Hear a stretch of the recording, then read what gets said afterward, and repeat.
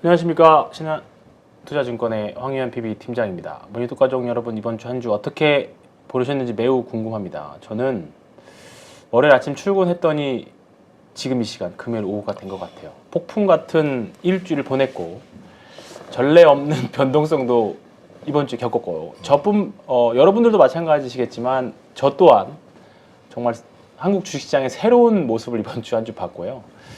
거의 그 천당과 지옥 또는 지옥과 천당을 계속 오가는, 더군다나 저는 이제 고객님들마다 워낙에 좀 다양한 포트들을 갖고 있다 보니까 어떤 쪽에서는 위로를 해드리는 계좌들도 있었고 어떤 쪽에는 대응을 빨리빨리 웃으면서 하는 계좌도 있어서 정말 일주일 동안 제가 자아를 몇 개를 갖고 있었는지 모르겠습니다. 그만큼 일주일이 굉장히 좀 급박하게 돌아갔던 한 주였는데요. 오늘 김대준 대표님하고 일주일 감상평하고 앞으로 이제 7월 마무리 됐으니까 8월달 어떻게 매매해 나가야 될지 그 이야기를 해보도록 하겠습니다. 김대준 대표님 나오셨습니다. 안녕하십니까. 안녕하세요. 일주일 동안 시간이 빠르게 갔다는 것은 우리가 이제 즐거운 일이 또 재밌는 일이 있으면 시간이 빨리 가잖아요. 그렇죠. 좋은 일만 있었다라는 거네요. 결론적으로. 금요일 종가 보니까 그랬어요. 금요일 오후가 되니까 어쨌든 간에 다 웃을 수 있었죠. 오늘 어떻게 된 게 이사전지가 좀 수요일 날 힘들긴 했었지만 어제 힘들긴 했지만 또 오늘도 올랐었고 그래서 일단은 오늘 모든 투자자들이 웃으면서 일단 금요일 오후는 마무리를 했습니다. 그 주식시장이 좀 특이한 게 마키아벨리가 그랬죠. 그 과정은 목적을 위한 수단이라고.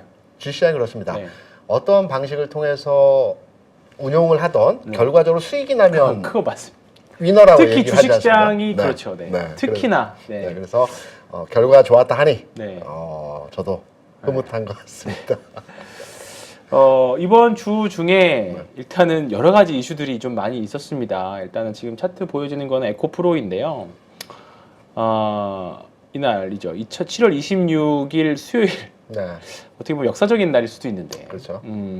오전까지만 해도 좋았던 주가가 1시를 기점으로 일단은 물량들이 많이 쏟아졌고 제가 조금 싫어하는 모습이긴 합니다. 대량의 거래 대금을 동반한 역사적인 거래 대금을 동반하면서 음봉이 좀 세게 났습니다. 어제 오늘 그저께 하고 어제가 좀 세게 났고 오늘의 반등까지는 일단은 예상을 했습니다. 오늘 한 번 더 시초가에 밀리면 이거는 오히려 갭이 떠버리면 안 좋은 거였고 오히려 갭 하락 이후에 반등이 나왔기 때문에 이거는 반등이다. 일단은 기술적인 반등 일단은 구간에 들어왔다. 이렇게 생각을 좀 하고 있습니다. 일단 2차전지 얘기를 안 할 수가 없는데 일단 대표님 먼저 말씀하시고 그 다음에 저 또 얘기하고 그렇게 하도록 하겠습니다. 이번 주 어떻게 관점표 2차전지 그 전에 어떻게 돼야 돼요?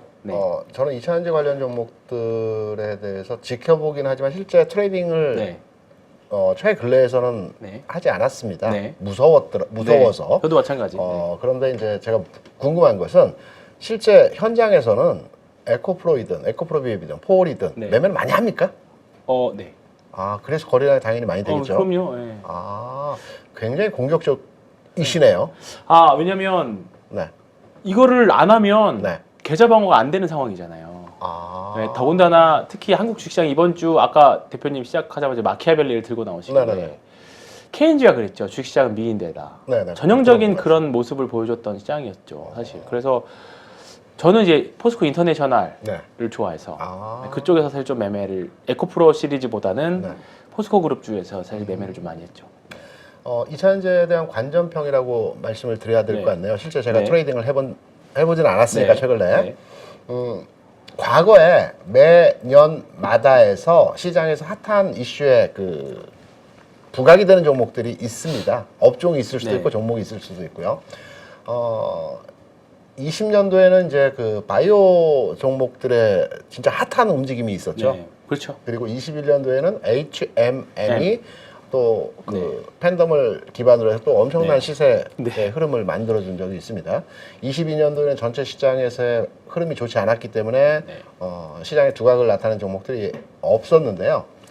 결과적으로 그 바이오 섹터의 종목이든 또는 HMM의 주가 흐름이든 이게 만약에 2차전지가 주가 꺾인다라는 가정으로의 접근을 해보게 되면 단기 구간 내에서 주가 급락하면서 꺾이지 절대 아닙니다. 그렇게 꺾이지 않습니다. 그럼요. 한 2달여 이상은 지금의 가격 수준에서 오르고 내리고 내리고를 오르고 내리고 반복하죠. 오르고 내리고를 반복적으로 움직이는 형태가 진행이 네. 되고요. 충분히 매도 또는 매매할 수 있는 구간에서 맞습니다. 흐름들이 나타납니다. 그리고 또 하나 제가 이 시간을 통해서 꼭 여러분께 하나의 말씀을 드리고 싶은 내용은 특히 2차전지 업종에 대한 투자 또는 관심 있는 분들에게 네.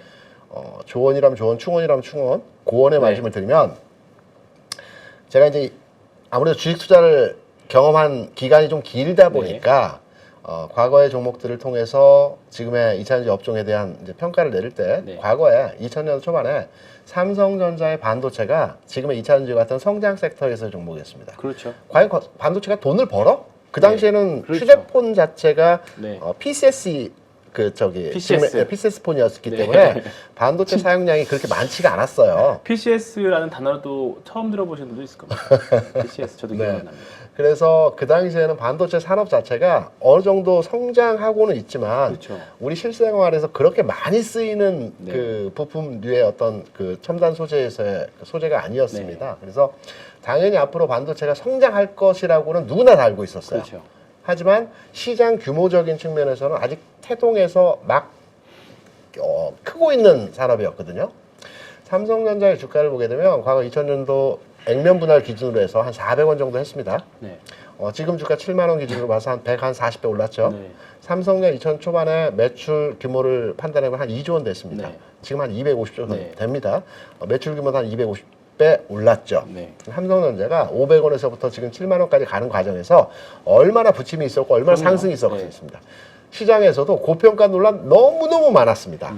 500원에서 2,000원까지 갈 때 와 이거는 말이 안 된다. 아무리 성장 산업에서의 중심에 있는 종목이지만 이렇게 상승하는 것은 말이 안 된다라고 그렇죠. 했었는데요. 네. 중요한 것은 주가 올라가고요. 그리고 나서 일정 기간차를 두고 매출이 늘어납니다. 그래서 PBR이나 퍼가 낮아집니다. 네. 그렇죠. 그리고 나서 기간차를 두고 또 올라갑니다. 먼저 주가 올라가거든요. 그렇죠. 기업 가치에 대한 미래 가치가 현재 주가가 가격이 그렇죠. 주가이니까. 그래서 이런 과정을 계속적으로 반복적으로 만들어냅니다. 고평가 아니야? 이거 너무 올라간 거 아니야? 라고 했을 때 정체되는 흐름들이 나타납니다. 네. 그리고 실적이 뒷받침되어져서 계속 그렇죠. 성장을 합니다. 네. 이 과정의 주가가 400원에서 또 7만 원까지 온 겁니다. 그냥 30년 되잖아요. 그렇죠. 이 과정입니다. 네. 2차전지가 누구나 다 알다시피 지금 규모 대비 10배 성장한다고 하잖아요. 네. 전기차가 10배가 성장하니까. 그리고 전기차 외에도 쓰임새가 많아질 그렇죠. 거니까 10배 이상의 성장이 된다라고 합니다. 산업 자체는. 네. 그렇다고 한다면 최근에 주가 상승 일부 과도하다고 할 수도 있습니다. 단기 상승 구간에서 그럼 그리고 기업들의 가치가 그 단기 상승에 대해서 기간차를 두고 실적으로 매출로 네. 기업의 성장으로 보여지게 되면 네. 이 기간차를 두고 이제 키높이가 맞춰지고 다시 올라가고 키높이 맞춰지고 다시 올라가고 이 과정이 기간차를 두고 쭉 일어나게 되는 겁니다. 그렇죠. 그래서 2차전지에 대한 그 성장에 대한 부분은 누구도 부정할 수 없는 상황이고요. 그렇죠. 다만 주가적 측면에서 많이 올랐죠. 단기 구간에서 흐름에서. 그래서 적절한 대응이 필요한 구간이다. 다시 말해서 네. 바로 꺾임이 나타나지 않는 흐름에서의 모습이고요. 네. 앞으로 한두 달 정도는 계속 이 가격 중심으로 해서 등락의 모습이 나타날 겁니다. 네. 그러면 나는 뭐 자식에게 물려주겠다. 라는 측면이라고 한다면 뭐 네. 빠질 때 오히려 더 사는 그렇죠. 것도 좋은 측면이고요. 나는 트레이딩 관점에서 매매를 한다. 그러면 뭐 오를 때 지금은 네. 팔고 내려가면 그렇죠. 다시 사고 하고, 이런 네. 관점으로 2차전지 종목에 대해서 대응하는 것이 가장 현실적인 방법에서의 그렇죠. 대응 내용이다. 네. 이렇게 저는 네. 판단을 합니다. 제가 아까 수요일이 왜 역사적이었냐는 말을 해드렸냐면 네. 그 이유 중에 하나가 일단은 그날 오전에도 네. 지금이라도 다 팔고 네. 포스코 그룹이다 네. 옆으로 가야 되는 거 아니냐. 아 시장에서 분위기가 그랬나요? 네, 전화가 왔었어요. 아. 물론 저는 말렸고 네. 그 톡으로 이제 메신저로 드렸어요. 음. 딱 지금 느낌이 네. 뭐 장기적으로 더 갈 수 있겠지만 지금 느낌의 지금 위치 주가의 위치는 네. 2021년 삼성전자 9만 원 넘어서 네네. 9만 5, 6천 원 달려갈 때 네네. 사람들이 약간 그때는 뭐 회사가 좋은 것도 있지만 아 이거는 투기를 넘어서 탐욕이 그득그득 붙은 호가다. 그렇죠. 네, 최소한 지금은 아무것도 안 하는 게 일단 1번인 것 같다. 더 찌더라도. 근데 이제 그날 하필 그날 오후에 정말 공교롭게도 그날 오전에 그런 얘기를 했었는데 그날 오후에 딱 1시 무렵에 딱 하락을 했었고 그분 포트가 대부분 반도체였거든요. 네, 근데 수요일날 오전 보시면 아시겠지만 네.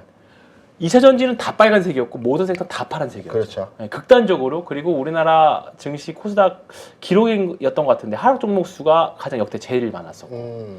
그러니까 뭔가 모든 사람들이 나머지 종목 다 두들겨 패고 2차 전지를 다 몰아넣는 그런 느낌의 시장이었습니다. 저도 그 느낌 받았습니다. 네, 그거는 뭐 이제 특히나 이제 저는 모든 섹터를 보고 있으니까 그걸 너무 명확하게 받았거든요. 근데 이거는 정말 다 왔고요. 왜냐면 저도 그 이야기를 하면서 막 목소리 떨렸었거든요. 저 기억나요, 아직도. 틀리면 어떡하지? 이렇게 말을 하면서도. 근데 그렇게 됐었고, 다행히도 어제 좀 회복을 했었고, 그리고 오늘 정말 특이하게 2차 전지와 반도체가 공유하는, 네. 공존하는 날이 정말 오랜만에. 그러면서 오늘 그분의 잔고는 대부분 다 원복을 다 했죠. 그분은 점심을 아주 거하게 우리 황태현에 사야 됩니다. 왜냐면 네. 우리가 주식을 투자하면서 이 종목 아까 놓쳤다 할 때 굉장히 아쉬워하죠. 네. 근데 이 종목을 안 사서 손실을 안 봤다라는 것은 아쉬워하지 않아요. 그렇죠. 이게 더 큰 네. 거거든요. 그래서 점심을 거하게 한번 쏘시라고 요청을 한번 드려주십시오. 매우 고마우신 분입니다. 네. 예. 네. 사실 뭐 모니터 방송 보고 오신 분이긴 한데 네. 많으신가요? 그런 분들이? 적당히 있습니다. 엄청 많다 정도는 확실히 아니고. 네. 관리를 잘하시고 운용을 잘하시니까. 그러니까 이제 제가 뭐 이제 그 고객님들마다 이제 뭐 이제 매매를 하면서 하는 성향에 따라서 하기는 하는데 네. 어렵습니다. 네, 물론 어려운데 저는 이제 지금은 2차 전지들은 이제 한 2주 전부터는 이제 영역입니다. 이제 가진 자들의 영역입니다. 그렇죠. 하고 이제 드러났고 하더라도 종가 베팅하고 다음날 팔고 뭐 이런 식으로만 대응만 했었죠. 근데 일단 제가 보는 관점 몇 가지를 일단 말씀드릴게요. 네. 갑자기 저 고객 얘기가 나와서 저도 말이 꼬였는데 네. 제가 지난주에 숏스퀴즈에 대한 이야기를 좀 했었습니다. 네네. 요 이야기를 하면서 지금의 주가 상승은 다 좋지만 네. 이런 폭주들은 분명히 공매도가 커버링을 넘어서서 숏스퀴즈로 쥐어 짜내는 구간이다. 그렇죠. 네. 그리고 제가 아까 말씀하셨던 HMM 사례가 여기도 있거든요. HMM 보면 2020년에서 2020년 올라갈 때 이 주가가 올라가는 동안 거의 10배 가깝게 올랐잖아요. 네. 10배 가깝게 올라가는 동안 공매도의 잔고가 3분의 1 토막, 거의 4분의 1 토막이 났어요. 네. 거의 400만 주에서 110만 주까지. 이제 공매도 쳤던 게 위로 올리면서 이제 좀 적극적으로 이제 어떻게 손실 방어를 하고 있는 거였죠. 네. 그리고 뭐 시즌 사례도 있었고 그 다음에 여기 쭉 보시면 또 셀트리온, 네. 셀트리온 사례가 있었는데 대부분 평균적으로 공매도 잔고가 절반 정도 줄을 때까지는 숏스퀴즈가 강력하게 나타난다. 네. 였습니다. 근데 지금 에코프로하고 에코프로 BM이 숏스퀴즈 구간이라고 저는 판단을 해서 그렇게 말씀을 드렸고 네. 이게 아마 다음 달에 있을 8월 중순까지는 그러니까 MSCI 결정 날 때까지는 좀 더 갈 수 있을 거다 했는데 생각보다 이번 주에 굉장히 좀 빠르게 네. 주가 상승이 나타났고 그래서 공매도 잔고를 봤더니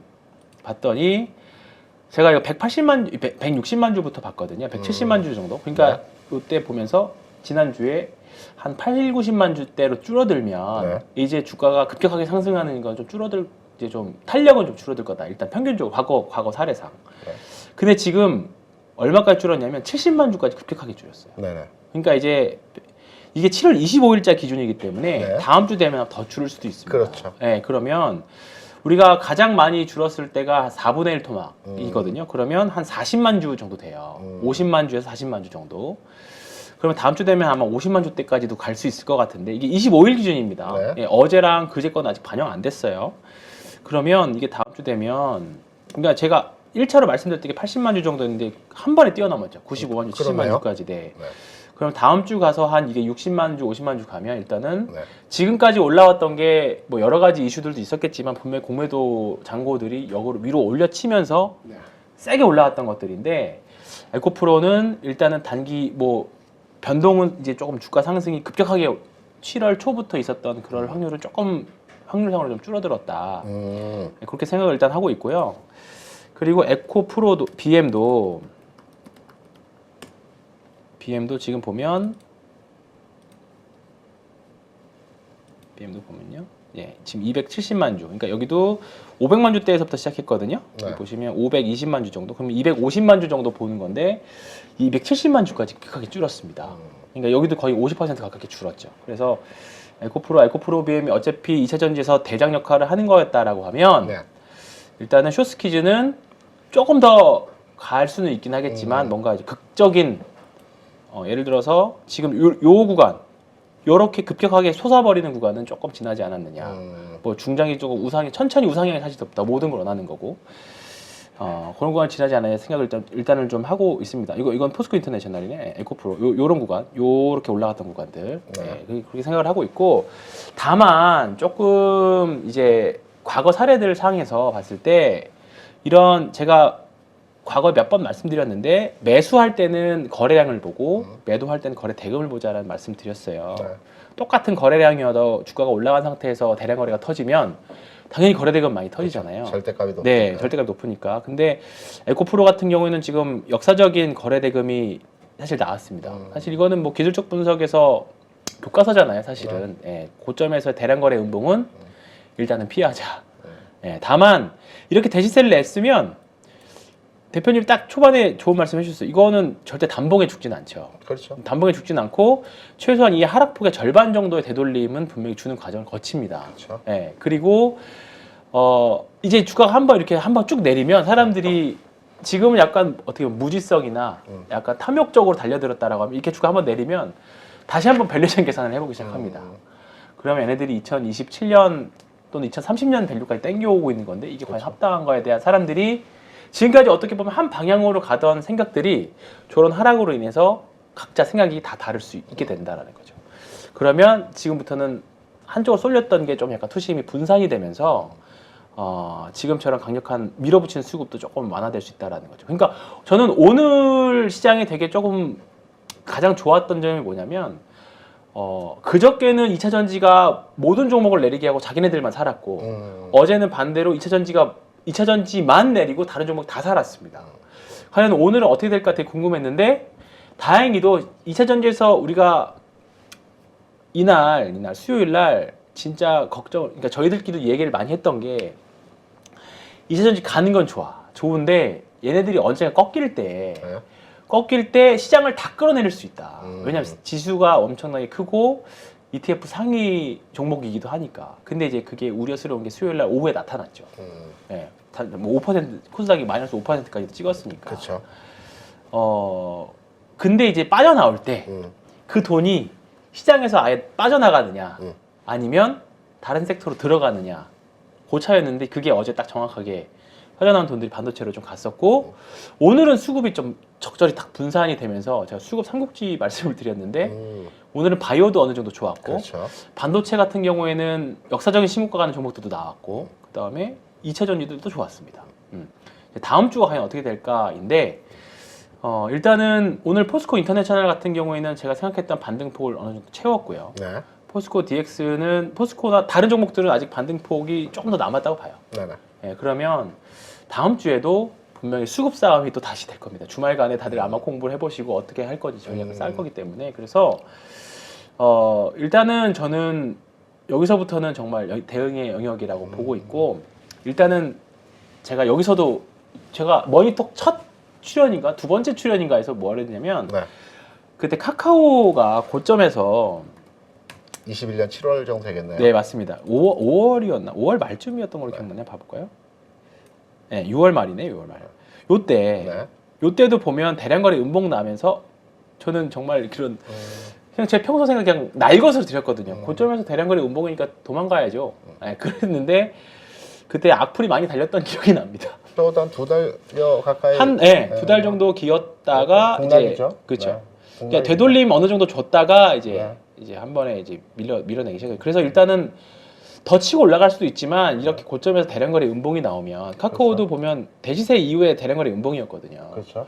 그러니까 이제 이런 것들은 전형적인 하이먼 민스키 모형이죠.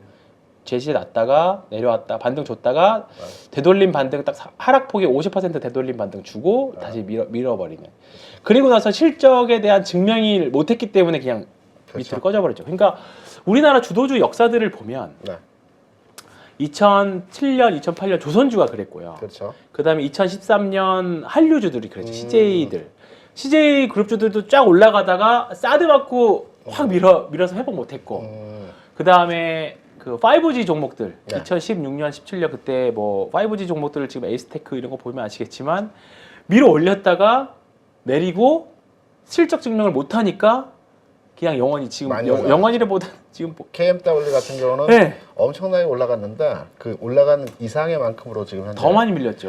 힘들어하고 있습니다. 네, 왜냐하면 이게 그 이후에 실적을 증명했다라고 하면 이 주식도 올라갈 때만 해도 뭐 5G가 4차 산업에서는 무조건 있어야 된다. 필수적이다 했는데 그 이후에 실적 증명을 못하니까 밀려버리고. 그렇죠. 카카오도 마찬가지고. 근데 삼성전자도 이런 사례가 있었지만 네. 삼성전자는 실적으로 증명을 하잖아요. 그렇죠. 그러니까 결국 올라가는 거고. 그러니까 2차 전지도 분명히 이렇게 될 거라고 봐요. 네. 일정 부분 단기간 10배 넘겨놨잖아요. 그러면 좀 쉴 수 있습니다. 뭐 또 다시 갈 수도 있지만 일단 뭐 쉬었다가라도 좀 장기 투자로 참 이제 좋은 구간에 들어갔다. 다만 뭐 저는 이제 개인적으로는 트레이딩으로는 급할 거 하나도 없다.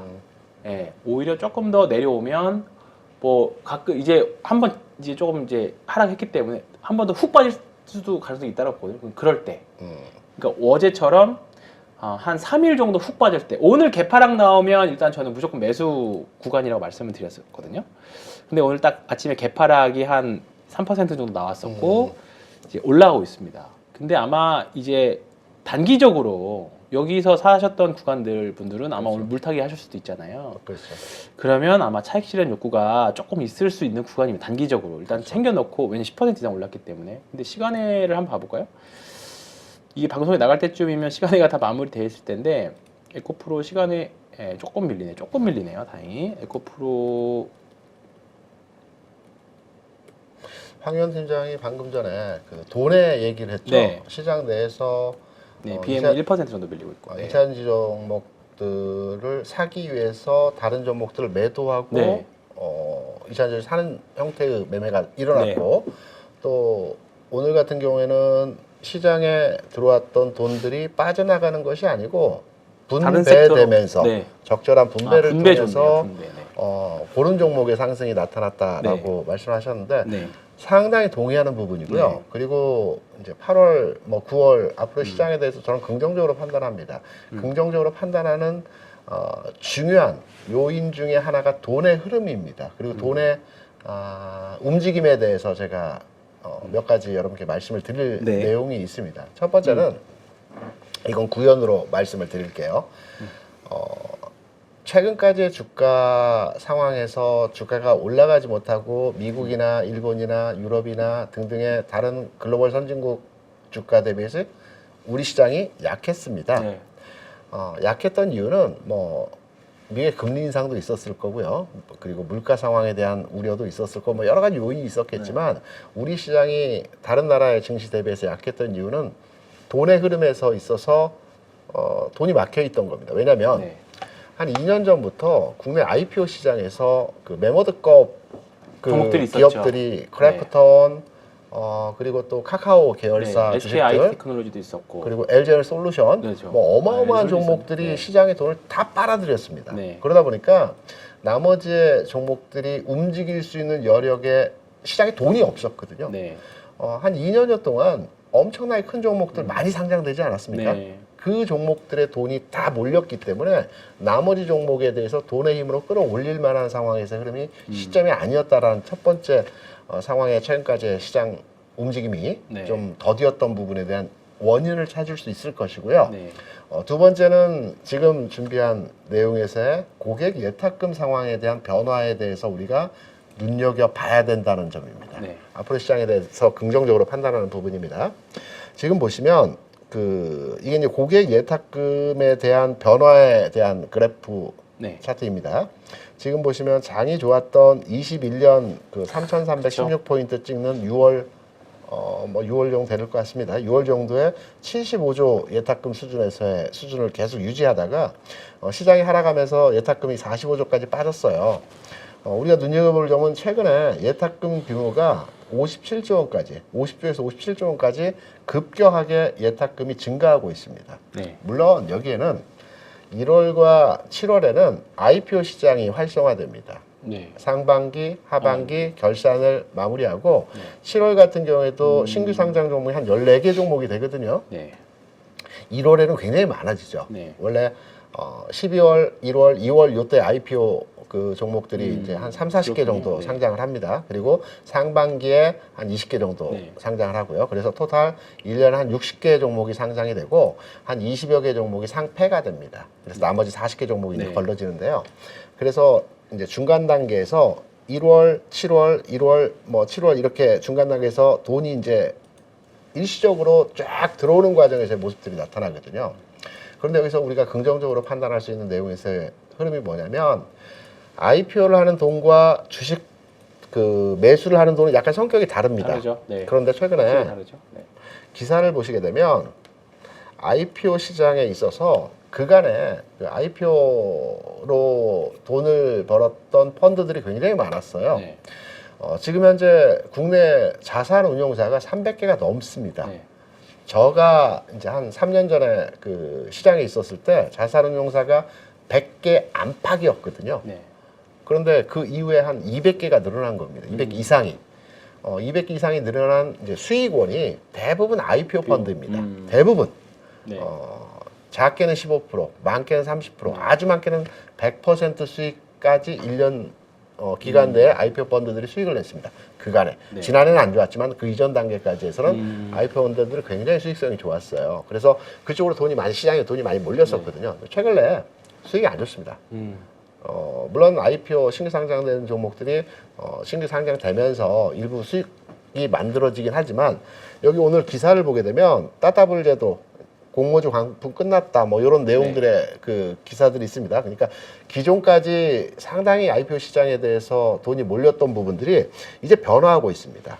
이 변화했다라는 점은 기존까지는 IPO에 들어오는 돈과 주식시장에 들어오는 돈의 성격이 달라졌지만 IPO를 했던 자금들이 일부 주식으로 전환되는 과정에서의 흐름들이 최근에 보여지고 있습니다. 왜?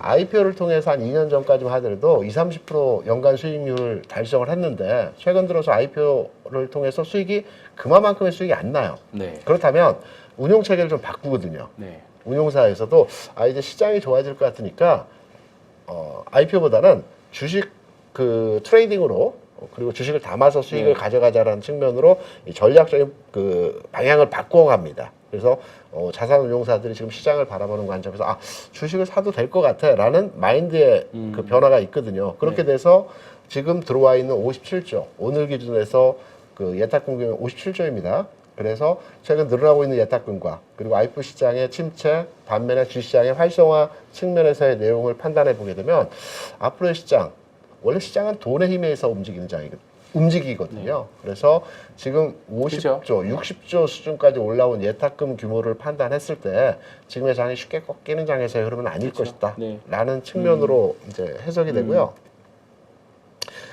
추가로의 말씀을 드리면 이제 우리 시장을 계속 그 목각에 잡아 끌었던 내용들이 이제 뭐 새마을금고 등 여러 가지 그 이제 그 내용들이 있었죠. 시장에 대한 그 금융 시장에 대한 불안에 대한 요인들이 있었습니다. 이게 뭐 완전하게 해소되는 건 아니지만 정부에서도 적절한 대처를 하고 있는 내용에서의 기사 오늘 나왔던 내용을 한번 소개해드리기 위해서 한번 제가 캡처를 해왔고요. 이 부분도 한번 보셔야 될 것 같습니다. 뭐냐면 오늘 나온 내용은 아니고요. 지난주에 나온 내용이긴 하지만 그 미국과 우리나라의 소비자 신뢰지수, 소비자 심리지수가 발표가 됐거든요. 이번 주에 네. 미국과 우리나라 소비자 신뢰지수, 심리지수가 무엇이냐면 소비자들이 네. 앞으로의 경기 전망치에 대해서 어떤 생각을 가지고 있는지에 대한 설문조사입니다. 설문조사 데이터거든요. 근데 특이할 만한 점은 미국은 20개월 만에 미국은 15개월 만에 최고치를 달성을 했고요. 우리도 한 20여 개월 만에 최고치 수준에서의 그 가격이 나왔습니다. 100을 기준으로 해서 100 이상이면 경기가 좋아질 것이라는 내용이고 100 이하면 경기가 안 좋다라는 내용인데 이 두 가지 심리 지표가 주시장도 그렇고 경기도 그렇고 다 심리에 움직이는 거거든요. 모든 절대 대중이 경기가 좋아질 것이라는 생각들을 가지고 있으면 소비도 늘어나고 그렇죠. 지갑을 네. 열고 그렇죠. 활성화되고 우리만 해도 그렇죠. 네, 경기가 네. 늘어납니다. 주시장도 마찬가지입니다.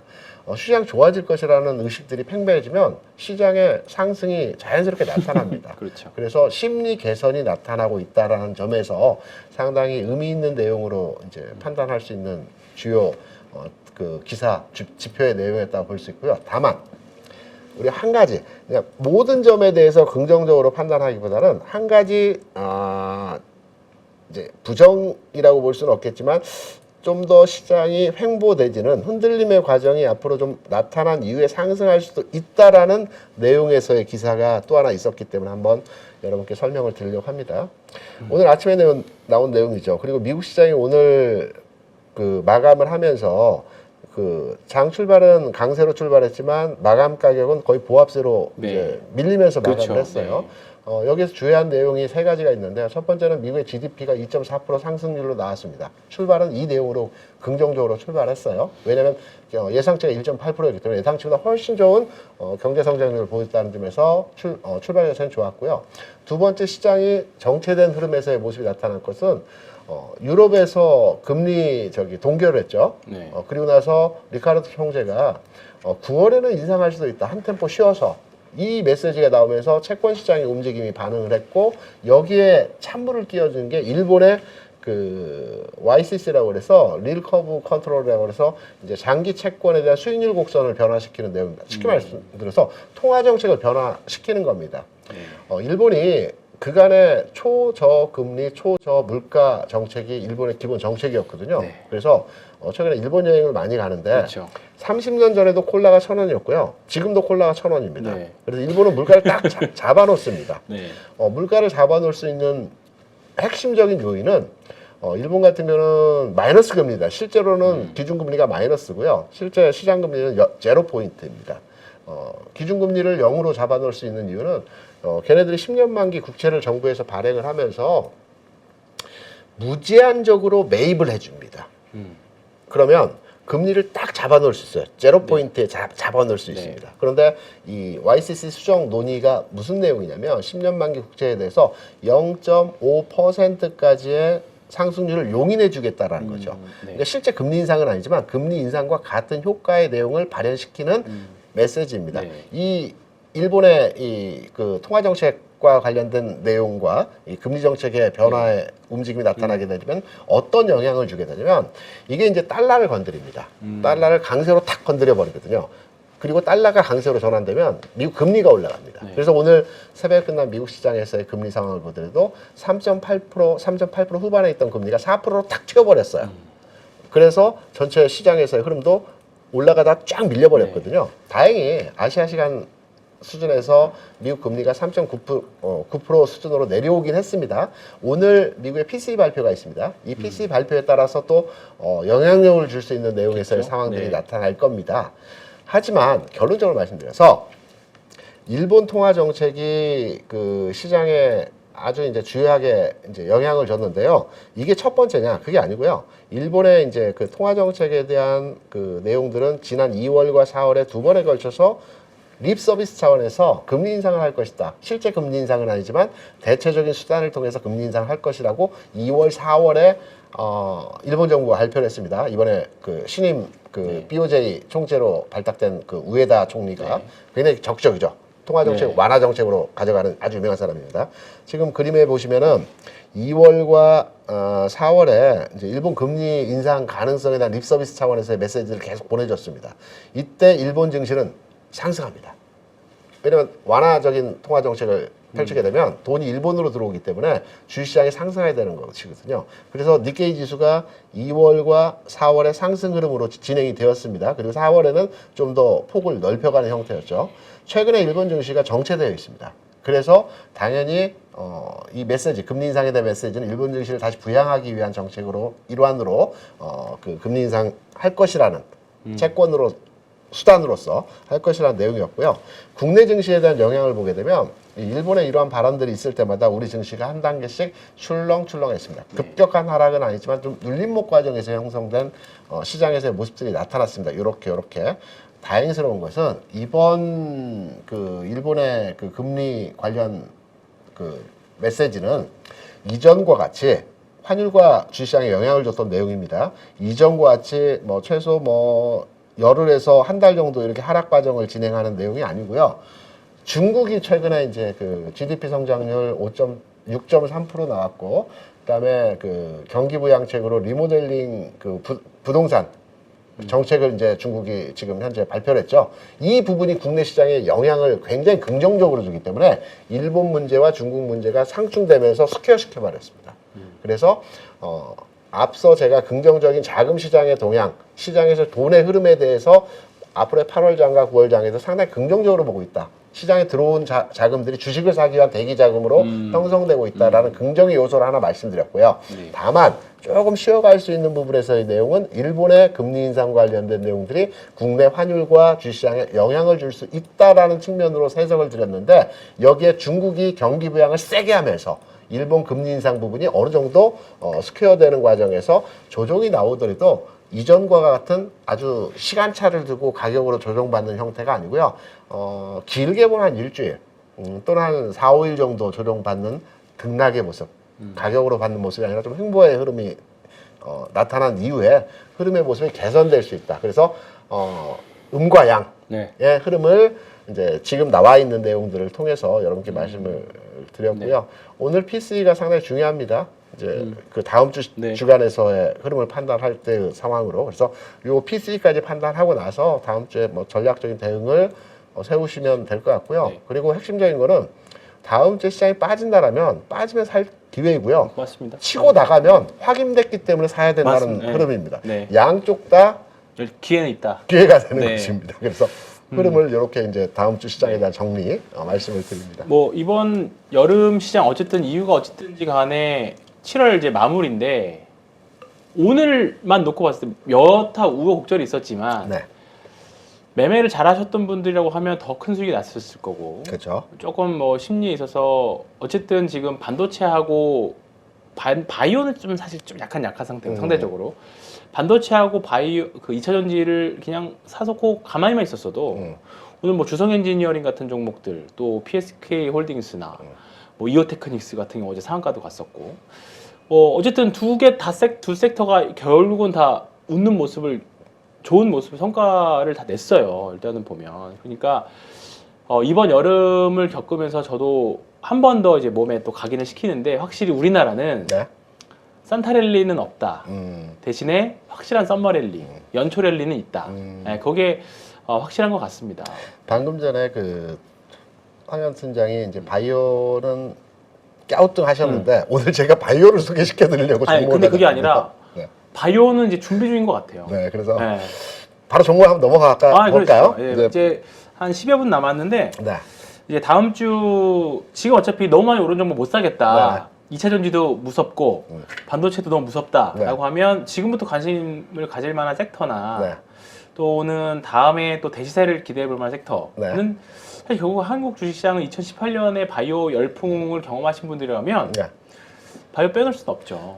바이오가 다 가는 게 아닙니다. 네. 그리고 잘 선택을 하셔야 되고요. 네. 제가 지난주에 유한양행을 말씀드리면서 시장의 흐름이 이제 바뀌고 있다. 바뀌는 네, 이유에 그쵸? 대해서는 네. 성장주 내에서 이 패션이 바뀌는데, 네. 이 패션이 바뀌는 과정에서 첫 번째로 움직이는 게 제약주라고 말씀드렸죠. 5대 제약사, 유한양행, 종근당, 녹시자, 한미약품, 광동제약까지 이 종목들이 먼저 움직이고요. 광동제약이요. 네, 5대 제약사. 되게 오랜만에 듣는 광동제약. 광동제약은 비타오백이죠. 비타오백이요. 제약사라고 보면 네. 아무튼 이제 바이오주 내에서 움직임이 조금씩 진행될 것 같습니다. 근데 국내 바이오 제약 관련주가 300개 종목이거든요.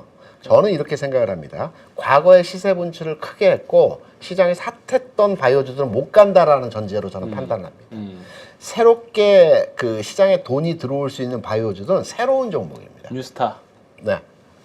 그래서 제가 이제 바이오 관련 종목 중에서 어떤 종목이 있을까? 과거에 셌던 종목들을 한번 참고해 볼까 했더니 한번 때가 탔기 때문에 그 종목들은 다시 가기 힘듭니다. 네. 많이 물려 있다는 얘기죠. 그렇죠. 안타깝지만 지금 가지고 계신 분들. 그렇죠. 물량 이제 매물이 많다. 그렇죠. 네. 그래서 새로운 종목으로 시세 형성이 날 가능성이 있다라는 측면에서 조금 성급할 수도 있고 아닐 수도 있지만 GI 이노베이션이라는 종목을 한번 제가 세팅을 해봤습니다. 신규 상장 드릴 종목입니다. 말씀이 없는 종목이에요. 잘 모르는 종목이라 제가. 신규 상장입니다. 네. 그러니까 지난 3월 30일에 신규 상장됐고요. 제가 네. 신규 상장 종목을 여러분께 소개해드린 이유는 우리가 이제 주가 기업이 상장이 되면 3개월, 6개월, 1년 중간 한 15일짜리도 있고요. 네. 락이 해제됩니다. 이제 보호예수가 네, 해제되는 네, 네. 기간이거든요. 15일, 한 달, 3개월, 6개월 차. 1년 차에는 이제 대주주 물량이 해소되기 때문에 크게 우려할 필요는 그렇죠. 없는데 신규 상장 종목이 초기에 상장해서 어느 정도 주가가 올라간 뒤에 3개월까지 짧게는 3개월 기다려야 된다. 길게는 2년을 기다리셔야 되고요. 3개월 차 시간을 이제 거치고 나면 이때 이제 보유예수 물량들이 다 시장에 물량을 내놓습니다. 그래서 이 시점이 되면 항상 주가가 빠집니다. 모든 신규 상장 종목들 흐름이 그렇습니다. 이 GI 이노베이션을 보면 알레르기 치료제, 뭐 신약 바이오, 뭐 이런 해당 영역에 있는 종목입니다. 이 기술적 회사의 그 내용보다는 단순하게 테크니컬하게 주가 흐름을 판단해서 여러분께 이제 설명을 드리는 네. 부분이고요. 3개월 차라고 한다면 3월 30일에 이제 신규 상장되었기 때문에 6월 30일이 이제 3개월 차이죠. 요 하락이 이제 그 보호예수가 해제되면서 하락했던 부분이라고 네. 판단됩니다. 공모가가 13,000원이었기 때문에 이 15,000원, 16,000원, 17,000원 요 구간에서 매도를 했다 하더라도 기관들은 수익이 일정 부분 확보된 상태에서 진행이었죠. 그래서 여기에서 기관의 물량들을 어느 정도 소화해주는 과정에서의 모습이 나타났고요. 소화한 이후에 1차 상승 단기 흐름에서의 모습이 나타났습니다. 신규 상장 종목들이 바로 안 죽습니다. 1년차까지 가기 전에 한 번 줍니다. 우리는 한 번 주는 과정에서 그렇죠. 한번 올라타서 한번 수익을 내자는 측면이고요. 그렇죠. 네. 때가 안 탔기 때문에 이 종목이 어떠한 회사고 어떠한 형태의 기술력을 가지고 있는지는 이제 막 포장될 겁니다. 올라가는 과정에서. 올라가면 그렇죠. 포장이 관련 기사들이 되죠. 나오죠. 네, 관련 기사들이 나오는데 몇 가지 이제 우리가 체크해서 이제 판단할 내용들이 있습니다. 앞서 말씀드린 대로 공모가는 13,000원이었고요. 3월 30일 상장 1차 3개월 물량 해소됐고요. 제약바이오가 시세 집중이 되는 여러 가지 요인들에 대해서 말씀드렸습니다. 미국의 화이자라든가 유나이트 헬스그룹이라든가 또 일라일리라든가 이런 기업들이 최근 AI 종목의 섹터인 종목들이 잠시 쉬어갈 때 이러한 종목들이 주가가 바닥치고 쫙 올라가고 있죠, 현재. 그래서 이 시세가 국내로도 전이되는 과정에서의 흐름들이 나타날 것이다라는 측면으로 지난주 여러분께 설명을 드렸는데요. 바이오 섹터가 한번 또 움직이는 형태에서의 모습이 나타날 타이밍입니다. 그래서 바닥 이후에 모양 만들어가는 중이고요. 제가 좋아하는 모습인 역헤드 숄더 먹지로 만들었다고 말씀하시는 분들 계시는데 이런 모습을 만들어 가고 있고요. 대응이라고 한다면 여기서 뭐 눌림목 줄 때 사야 되겠지라는 게 아니고 지지 구간 여기입니다. 왼쪽 어깨. 19,500원이거든요. 네. 이 19,500원 왼쪽 어깨를 깨버린다. 그러면 이거 손절해야 됩니다. 손절해야죠. 네. 예, 왜냐하면 시간적으로 오래 흘러버릴 그렇죠. 수가 있기 때문에. 기회비용 차원. 네. 그래서 19,500원 깬다. 그러면 손절해야 되고요. 깨지 않고 흐름에 있어서 다음 주 구간에서 움직인다. 그러니까 이 종목은 간단합니다. 다음 주 주초 구간에서 주가가 상승 흐름으로 막 진행된다. 특히 22,000원을 돌파한다. 그러면 이 종목은 간단한 측면이고요. 다만 월요일, 화요일장에 약간의 숨고르기 과정에서 움직임이 정체돼 있다라고 한다면 가격적으로 볼 때 이건 장중 가격이기 때문에 이 가격보다 조금 더 올라온 것 같습니다. 종가는. 하지만 대략 이 가격 수준입니다. 그래서 장중 가격 내에서 흐름에 있어서 정체됐다. 월화 구간에 한번 사보시고요. 수요일까지 안 간다.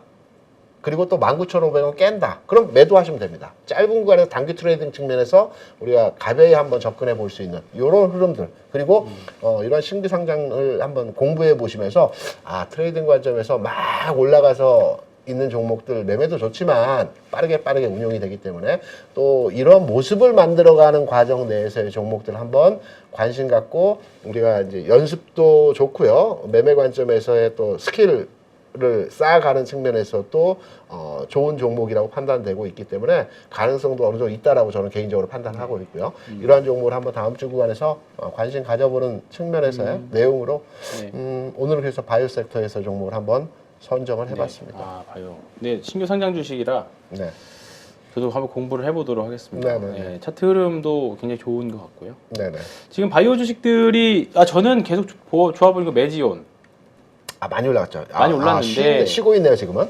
네, 잠깐 쉬고 있습니다. 네. 뭐 폰탄 치료제와 관련된 희귀 질환 치료제인데 네. 과거에도 한번 시세 크게 냈었죠. 네. 예, 이게 2020년 전에 요때 2019년 요때 같은 이슈로 85,000원까지 갔었고 지금도 여전히 같은 이슈인데 네. 성과가 더 좋아졌습니다. 예, 그러니까 지금 제약바이오 섹터들이 네. 아까 제가 시장은 이제 미인대다 인기투표다 그 말씀드렸는데 사실 제약바이오 섹터가 코로나 지나면서 네.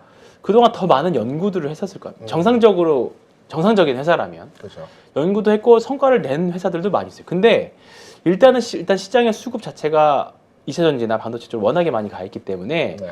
소외된 제약바이오들도 사실 많이 있습니다. 지금 그동안에 대표적으로 소외됐던 게 SK바이오팜이나 그렇죠. 이제 따상의 열풍을 시초가 SK바이오팜이었잖아요. 네네. 근데 지금 SK바이오팜이 생각보다 이제 좀 많이 좋아지고 리포트도 좋게 나오는데 바이오팜도 굉장히 좀 오랫동안 많이 쉬었죠. 네. 이런 종목들도 이제 제가 좋아하는 주봉 30주선 상승으로 돌리면서 이제 바닥을 잡아가고 있는 최근에 거래량도 많이 나오고 그런 상태입니다. 삼성바이오로직스도 삼성바이오로직스도 최근에 어제 많이 올랐죠. 어제. 네. 네. 재료도 있고 하지만 네. 모습 만들어가고 네. 있고요. 여기 좀만 더 올라와 준다라고 하면 정말 이제 좋은 구간을 설정을 할 수 있는 그런 종목들이니까 네. 바이오를 지금 뭐 비중을 엄청 실어가지고 뭔가 추세적으로 확 밀어붙이는 구간은 아닙니다만 그렇죠. 그건 아니죠. 분명히 구간마다 매매할 구간도 있을 거고 네. 그리고 좀 공부해 보시면 길게 보면 굉장히 좋은 큰 수익을 줄 수 있는 주식들도 많이 있습니다. 한올바이오파마가 요즘에 리포트도 많이 나오고 있고 굉장히 좀 좋은 흐름도 보이고 있어서 이런 주식들 한번 관심 갖고 보시면서 그러니까 좀 내용이 어려우실 수도 있어요. 네. 근데 이제 제약사나 처음에는 실적 나오는 종목들을 보시고 우리가 사실 2차 전지 주식들도 지금 뭐 2027년 있네, 2030년 주식이네 실적을 다 땡겨 오잖아요. 그렇죠. 이제 평균 한 4년치 정도 땡겨오면 사실 우리가 고점 판단을 했는데 이번 주 화요일, 수요일 날 나왔던 리포트들이 이제 7년치를 땡겨오기 시작했어요. 어허. 근데 그게 하루를 못 가더라고요. 그런 리포트가 나오자마자 그런 이슈가 있었는데 사실 제약바이오도 미래 실적 반영하는 데는 사실 제약바이오만한 게 사실 없으니까 시장의 수급이 언제 확 갑자기 돌아서가지고 제약바이오로 올지 모릅니다. 그렇기 때문에 공부를 좀 해놓으셔야 돼요. 그 바이오보다는 지난주에 제약을 말씀드리면서 제가 하나의 그 팁을 얻었던 네. 내용이 뭐냐면 제약주들은 기본적으로 실적 베이스가 어느 정도 받쳐줍니다. 네. 그리고 제약주들은 그렇죠. 제약주는 네. 그렇습니다. 그리고 코로나 이후에 수술을 미뤄놨던 수술 환자들이 요즘 급증을 하고 있다고 그렇죠. 그래요. 네. 코로나 시기에는 병원 안 갔죠. 안 갔죠. 네. 네. 그래서 지금 급증하고 있다는 측면도 있고요. 제약주가 PBR 기준으로 해서 평균 한 3, 2.5 이거 굉장히 저평가거든요. 그럼요. 사실 네. 그렇죠. 제약주가 그 네, 정도면. 제약주가 네. PBR이 3 내외라고 한다는 네. 것은 굉장한 저평가 구간이라는 맞습니다. 걸 판단해서 그래 그러면 이 저평가 구간에서 자금의 이동, 힘의 이동이 조금만 이제 스탠스를 우측에서 좌측으로 바꿔준다면 충분히 움직일 수 있는 분위기가 네. 만들어질 것이다라는 맞습니다. 측면에서 네. 해석을 했기 때문에 지금 바이오 섹터에 있는 몇몇 종목들 자체도 상당히 저평가라고 할 수 있는 그러니까 기업의 가치를 판단하는 것이 아니고 주가 대비해서 현재 가격을 판단해서 PBR이나 그렇죠. 네. 우리가 분석 지표를 봤을 때 숫자적으로 저평가라고 판단할 수 있는 내용들이 많이 확인되고 있거든요. 네, 그래서 한번 관심 가져볼 구간은 맞다라는 네. 측면에서 동의하는 부분입니다. 네, 알겠습니다. 그래서 다음 주도 아마 다음 주를 예상하기 좀 어려울 것 같고, 네네. 다음 주에는 이제 어떤 종목들이 바이오 말고 어떤 종목에 대해서 관심을 한번 가져볼 우리 황희원 팀장이. 저요? 네. 저는 다음 주에도 여전히 반도체. 반도체. 덜 오른 반도체들. 반도체는 소부장을 말하는 거. 그렇습니다. 소부장. 네, HBM도 그렇지만 네. 지금 반도체 안에서도 전공정하고 HBM들, 후공정 나뉘잖아요. 네. 네, 오늘은 전부 다 대부분 셌었고 특히나 HBM 관련 주식들이 셌습니다. 근데 저는 워낙에 신고가 가는 종목들을 좋아하는데 네. 제가 신고가 매매하는 방법 알려드렸잖아요. 바닥에서 사서 내가 신고가 갈 때까지 기다리던가. 오. 근데 그거 어렵잖아요. 그렇죠. 그러면 그냥 신고가 가는 종목을 사면 생겨요. 그렇죠. 근데 신고가 가는 종목들이 무섭다라고 진입을 잘 안 해요. 근데 요즘 특히나 요즘 시장은 가는 주식들이 더 세게 갑니다. 가장 쉬운 방법인데. 가장 쉬워요. 네. 대신에 리스크 관리만 하시면 돼요. 그렇죠. 대신에 리스크는 내가 이 정도 떨어지면 팔아야지 그것만 정하시면 되고 그건 내가 정할 수 있잖아요. 내가 이 종목을 매매했을 때 예를 들어 이 종목을 1,000만 원 샀다. 네. 근데 난 이 종목에서 아무리 많이 잃어도 50만 원만 잃을 거야. 그거는 정할 수 있죠. 그렇죠. 손실의 크기는 내가 정할 수 있습니다. HTS의 그 스탑 로스 기능이 있죠? 있지 않나요? 있죠. 네, 스탑 로스. 이 종목 깨지면 바로 매도 나가게끔 네. 이 기능들이 있습니다. 기계적으로. 대신에 위로는 신고가 종목들은 열어놓을 수 있잖아요. 그렇죠. 에코프로나 에코프로 BM 푸소 시리즈도 마찬가지. 신고 갔을 때 샀어도 예를 들어 100만 원 넘어갈 때 샀어도 그냥 갖고 있었으면 50% 갔던 것처럼 그렇죠. 대신에 손실은 제한을 둘 수 있는 거죠. 그러니까 결국 추세 추종 매매의 핵심은 손실은 제한하고 이익은 열어 돌아잖아. 아까 얘기한 대로 손익 기계의 힘을 좀 빌리면 그렇죠. 되겠네요. 그렇습니다. 네. 그렇기 때문에 지금 신고가 하는 종목들 무섭다라고 생각하지 마시고 일단은 저는 9월 중순까지는 해볼 만하다고 생각하거든요. 왜냐면 9월 중순 가면 대주주 양도소득세 이슈, 특히나 올해는 주식으로 돈 번 분들이 많이 있을 거기 때문에 그렇죠. 9월 중순, 9월 달, 10월 달은 뭐 그때가 다시 말씀드리겠지만 일단 조심은 해야 될 것 같아요. 9월 중순부터는. 그리고 이제 에코프로 같은 경우에는 예를 들어서 8월 말에 MSCI 들어가서 네. 만약에 한 2조 정도 따라 들어가는데 2조 정도. 그 2조가 또 공매도 대차가 되기 때문에 그러면 그 눌림이 나온다라고 하면 또 변수는 있을 수 있습니다. 그렇기 때문에 올해는 코스닥 지수 아시겠지만 전에 꼴등하면 네. 다음에는 1등하고 1등하면 그 다음에 꼴등하거든요. 근데 지금 1등이에요. 작년에 꼴등이었고 전세 글로벌 증시에서 올해 지수 상승률 1등이에요. 그래서 내년이 좀 사실 무서워요, 코스닥 지수들. 그래서 올해 매매 잘 하시는 건 하시는데 일단은 조심해 나쁠 건 없으니까 그렇죠. 올 11월, 12월을 조심할 게 아니라 우리나라 역사적으로 보면 8, 9, 10이 항상 거의 안 좋아요. 8월부터 안 좋기 시작합니다. 그렇기 때문에 특히 그리고 10월 달에 막 반대 매매네, 뭐 또 10월 달에 폭락하면 반대 매매네, 반대 매매를 위한 반대 매매네, 뭐 이런 얘기 또 나오기 시작할 확률이 높거든요. 올해 시장 상승이 좋았기 때문에 그냥 상식적으로 주식으로 돈 많이 버신 분들이 내가 1억 투자했는데 10배 올라가 10억 되신 분 분명히 있을 거라는 거죠. 그렇죠. 그러면 내가 대부분 돈 있으신 분들이 가장 무서워하는 거는 세금이요? 내 세금 노출입니다. 네, 그렇기 때문에 지금 구간에서는 이제 아직은 좀 이른데 이제 9월 달 넘어가기 시작하면 2차 전지는 지금 다 대동단결 하실 수 있지만 9월 달 넘어가면 이제 그다음부터 셈법이 다 달라지실 겁니다. 그렇기 때문에 그런 부분들은 이제 경험에서 나오는 거고 제 PB센터에 있으면 더 그렇거든요. 세금에 굉장히 제일 민감해요. 세금하고 투표권은 죽을 때까지 따르다는 겁니다. 네. 그러니까 지금 채권을 투자해도 다 수익률 좋아봤자 그러니까 뭐 펀드, ELS 뭐 채권들 다 좋아봤자 뭐 많이 벌면 뭐해 세금으로 절반 내는데 다 그런 분들이잖아요. 그렇죠. 그렇기 때문에 지금 채권도 다 결국 패권금리 낮은 거 위주로 하고 결국 주식을 하는 주식 이제 부자들이 주식하는 이유 중에 하나가 아직은 세금이 없잖아요. 그렇죠. 매매차익에 대한 세금이 없으니까 이 세금 부분이 결국은 올해 또 9월 달, 10월 달도 괴롭힐 수 있기 때문에 그 부분들을 계속 염두에 두시면서 매매를 하셨으면 좋겠습니다. 그래서 다음 주도 일단은 저는 어차피 추세 추종 매매를 하니까 센 놈들 위주로 매매합니다. 그래서 신고가 있는 종목들에서 매매를 할 건데 오늘 뭐 삼성 엔지니어링도 흐름 좋았고요.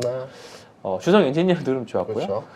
여러 가지 바이오 반도체 중에서 매매할 거 여전히 많이 있다고 봅니다. 그래서 밥 한번 사시고요. 네 주말간에 공부 좀 잘 해보고 요즘에 저 종목에서 입이 그질그질한데 컴플라이언스에서 종목이 너무 세게 하지 마라. 이슈가 있구나. 네, 그래서 이해합니다. 아끼고 있습니다. 그래서 요즘에 아마 증거사 출연하는 직원분들이 시황이나 섹터에 대해서는 말을 해도 종목에 대해서는 언급들을 많이들 아끼실 겁니다. 그 부분들은 어쩔 수 없다라는 점. 제가 저 자리에 앉아 있으면 말씀을 좀 강하게 드릴 텐데 저한테 쪽지를 주세요. 제가 대신 입을 제 입을 통해서 얘기할 그런 테니까. 방법, 우회적으로 한 방법. 한번 방법도 찾아보도록 하겠습니다. 굉장히 덥습니다. 주말간에 저도 운동 약속이 많이 있긴 한데 다 새벽에 있고 시원한 곳에 가서 지낼 예정입니다. 조심하시고요. 그렇죠. 일단 건강 조심하시고 이제 조심해야죠. 가장 뜨거운 이제 시기잖아요. 7월 그렇죠. 말 8월 초. 건강하시고 대신에 공부도 열심히 하시고 지금은 공부한 만큼 차트도 저는 뭐 차트 무시하시는 분들 사실 많이 있는데 추세추종 매매하기 위해서는 차트라는 도구는 무조건 필수적이거든요. 무조건 필수적입니다. 이거는 무시하는 게 아니라 월가에서도 몇백 년 동안 쓰는 자료잖아요. 사실. 외국인들도요. 기관들도요. 차트를 맞습니다. 집중적으로 봅니다. 네, 그럼요. 안 볼 것 같지만 그네들도 차트를 매일매일 봅니다. 그럼요. 그렇기 때문에 차트를 너무 무시하지 말아주셨으면 좋겠다는 점. 같은 도구다. 그렇게 보시면 좋을 것 같습니다. 이번 한 주간 고생하셨고요. 다음 주에 더 좋은 소식으로 만나뵐 수 있도록 하겠습니다. 오늘 이번 한 주 고생하셨고 오늘도 감사했습니다. 고맙습니다. 안녕하세요. 주식계 스트리트 파이터 대입자입니다. 1년 가까이 교육을 해오면서 수많은 회원들이 수익을 냈는데 심지어 저보다 수익을 많이 낸 사람도 계십니다. 이번에 8.15 가족분들과 평생 꺼내볼 수 있는 강의를 준비했습니다. 바로 평생 소장 패키지입니다. 패키지로 대입장의 기법을 평생 소장하면 내 것으로 익히고 화요일 저녁마다 라이브러리에 꼭 들어와 그 주의 시황과 매매 전략을 설명드리니 응용하면 큰 도움이 될 거라 생각합니다. 이 안에 들어있는 32개의 강의는 여러분들이 언제든지 볼 수 있도록 말 그대로 평생 볼 수 있는 거죠. 대입장과 함께하는 중단기 실전기법 끝장반에서는 기법 기초부터 내용이 들어있고 더 큰 기대 수익을 가져올 수 있는 응용편까지 새롭게 추가했습니다.